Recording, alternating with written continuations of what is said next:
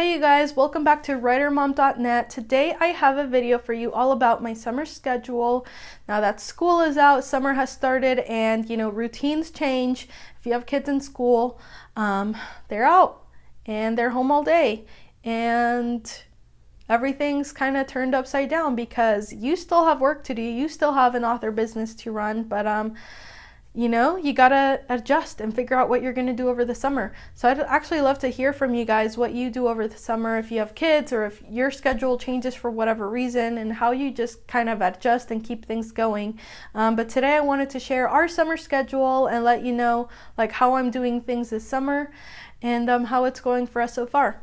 So a lot of my schedule is actually staying the same. I thrive on routine and I'm really liking the routine I've had recently. It's always changed in the past, just when I had one child to when I was a teacher to like, oh, now I have two kids. Oh, now I'm doing this full time. But I'm really liking my recent schedule. And so this summer, I'm like, you know what? I still have books that I want to be putting out. This year for me is all about growing my backlist as much as I can without burning out or doing anything crazy, but really just releasing every couple of months, whether it's a new book, a new series, a shared author world, or like a box set or something. I just really want to grow my backlist this year and start releasing more consistently, because for a long time I only released every couple of months. Last year I released like every 3 months, and I'm like, you know what? I figured out that now that my kids are a little older and I'm doing this full time, it's actually pretty realistic and doable for me to release every 2 months. Maybe every 3 if I have like something happens, but for the most part, like every 2 months is actually a pretty good schedule for me. And so I really want to keep that going over the summer, because that's like a good 2 or 3 months where I could be putting out an extra book or two. And so I really just want to keep things going and not slow down any of the momentum that I've gained.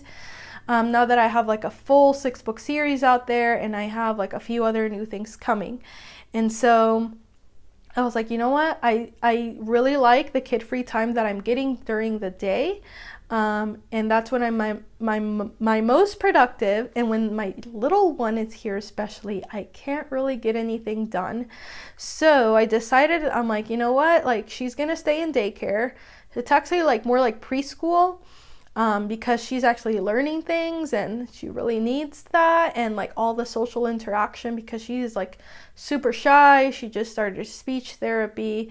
She's like almost the opposite of my oldest, because my oldest is like has never struggled in school, like teacher's pet personality, very social, outgoing, very smart. And my little one just struggles a little bit more. So I was like, you know what, this is gonna be good for her. Just putting her in preschool in the first place has helped her a lot. And then I was like, if I take her out this summer, she's gonna like revert back to some of her old ways, and like she really needs to just keep growing. Plus, I really need to keep growing my author business. So she's gonna be staying in school this summer. She's been going, and I'm just gonna be picking her up like a little bit early, so just 15 minutes earlier, just because I don't have to wait for my oldest to get home from school to go pick her up. So I'm picking her up at 3 instead of 3:15. And my oldest is pretty much just staying home, except for this week she's been in search camp, and so she's been doing that. But usually every summer she's been in swimming classes. She's pretty good swimmer now though, so this year we're skipping it just to like save money, because there's some fixes we want to do around our new house. We've been here almost a year. So I was like, you know what, we're just gonna kind of keep it frugal this summer. We're not gonna sign up for any kind of camps or activities. We're gonna visit family in Mexico, so that's gonna take a little bit of money. And she's going to do this one camp, and that's it. Other than that, she's going to be home with me, but she's a lot easier. She's 7. She is happy watching TV, but if I tell her, here's your workbook, your 2nd grade workbook, and you need to do 3 or 4 pages every day, and here's your stack of library books, and you need to read 15-20 minutes every day, like she'll do it. Or if I go to the dollar store and I get her like a bunch of activities or crafts or something, Play-Doh, painting, she's pretty good about kind of just being on her own and kind of doing different activities. If I give her a list, she's that type of personality. She's like check, check, check, and she can get her own snacks and everything. So it's a completely different story when she's around than when they're both around, because my 2-year-old, she will be asking me for snacks or a bottle of milk or whatever she wants, like every few minutes it seems, or she's getting into trouble if things suddenly turn quiet. So I was like, 2-year-old, you're going to preschool because that's the best decision for all of us, and then 7-year-old gets to stay home. And yeah, so but one of my biggest goals this summer, other than just growing my backlist, is to also spend time with the kids since they are out of school. So there are some things, I basically made out a schedule because that's the person that I am. So I wrote out my summer schedule, and again, it's pretty much the same, except in the afternoons, I'm really going to try to take them out and do things with them. And so I made a whole list of things that I can do with them, because in the moment, it feels like, okay, they're bored, they're whiny, they want to go out, but then it's like in that moment we can't really think of what we can do. So I made a whole list beforehand of like, okay, here's our go-to list of activities that we can do this summer that we don't get to do during the year because we're usually involved in soccer or whatever else it is. And so I thought I'd share some of those today too, just in case you're looking for ideas of how to keep your kids busy this summer so that you can get some work time in.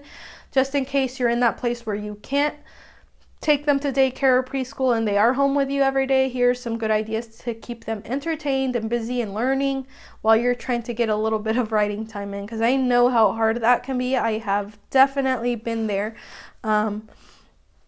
So I basically just wrote out this list. One is the library. Your local library usually has a ton of summer activities going on. We have like a summer reading challenge, and they also have like activities like every couple of weeks, like a magician's coming to do a magic show. They have like a puppet show, some kind of UFO kind of thing, which I don't even know, like a Bubble Mania. They usually have like, just all kinds of family friendly activities that you can go to.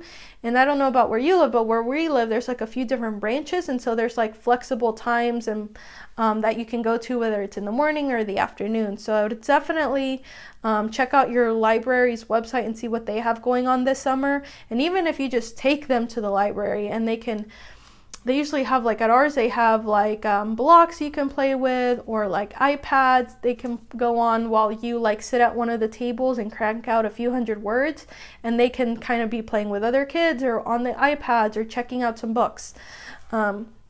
Another good one is look for like any local little places where they can go play. We have one called Everland that's about 25 minutes away, and like another jumpy place that's like other side of town where it's like about 15 minutes away. And they're both relatively affordable and close by, and we can meet up with friends there or just go and see what kind of kids are hanging out there, and we can play. And again, you can just sit and watch them play or play with them or work a little bit. Another good one is the park, the pool, whether it's a friend's pool, a local pool you can go to, or like a water place. Also play dates, whether it's school friends, family. Another great idea is movies, like grabbing some popcorn at the store and doing a movie night in. Or what I really like is like the Regal movies do $1 Summer Movie Express. And I think like AMC also kind of does like their own version of this. But here every Tuesday and Wednesday, and we have like a local mall and like the Mall of Georgia a little bit farther away, but both of them are Regal, and so they're doing this. It's the $1 Summer Movie Express, and they have like, they're not the new movies, but they're a little bit older / semi-new movies, and you can just take your kids to see them in the morning for just $1. And there's lots of really great choices throughout the summer, so that's another really fun activity that I like to go and do with my kids. We'll probably be doing that a few times, going on Wednesdays or Tuesdays to see a $1 movie. And so on that day, I might not take my 2-year-old to daycare. We might just go spend the day doing that, or I might just go with my 7-year-old and she and I can spend some quality time together. So definitely look into that, and I really love that because it's only $1. And what I recommend for a lot of these activities, whether it's the $1 movies or the library or anything like that, if you see any like local events pop up, just go ahead and put them on your calendar if you're really interested and you really want to go, because I find that if I don't put it on my calendar right away, I'll just kind of forget about it, or like the day of, I might not even remember that it's happening, or I might be like, oh, but I don't feel like going. But if it's like on your calendar, you'll actually get out and do more. Because I know I can be so guilty of just wanting to sit on the couch and not go anywhere because I'm an introvert. But my oldest is definitely more of an extrovert, and she like won't let me do that anymore. But yeah, definitely put things on your calendar so that you know they're coming up and you can make plans for them, and be there on time and everything. And then my last little tip is just going to like Dollar Tree, possibly even like the little dollar section at Target, and just picking up like crayons, coloring books, puzzles, paints, Play-Dohs, anything like that, to keep your kids entertained, to where you can either get a little bit of writing time or do something with them. And I love Dollar Tree because they have so many good affordable options, and my kids love all the things that they have there. So yeah, those are some of the things that we're going to be doing this summer. That's my list of go-to things that we're going to be doing, so that we're not just stuck inside watching TV all day. And so in the mornings, I'm going to be writing and editing and working on my ads, and really working on like growing my author business. Because I really want to hit that 100K this year, or get as close as I possibly can. And then in the afternoons from 3 on, we're picking up my 2-year-old, taking my 7-year-old with me, and we're going to figure out what we want to do that day, whether it's the pool, watching a movie, taking the whole day. I'm definitely going to take a day here and there throughout the summer to where I don't work at all, and we're just going to go watch a movie, or just hang out all day and do whatever they want. So definitely make room in your schedule for that as well, because that's what I love about summer, is like they have the freedom to do that because they're not in school. So definitely take advantage of that. But yeah, for the most part, it's going to be me working in the morning and then having fun with the kids in the afternoon. Definitely make sure you're setting at least a little bit of time aside where it's like no computer or writing in sight, and it's just all about them. So I'd love to hear what your summer schedule is like now that I've shared mine. So for the most part, it's staying the same, but there is definitely going to be a lot more emphasis on having fun and making sure we take advantage of the fact that they're not in school. And, you know, we're going to be visiting family as well. But yeah, I'd love to hear what you're going to be up to this summer, and how you're adjusting now that your kids are home. Are they going to be staying home? Are they going to be in camps and activities? So yeah, I'd love to hear what your summer schedule is like.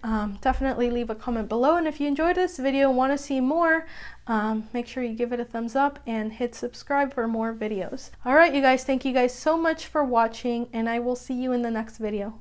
Bye.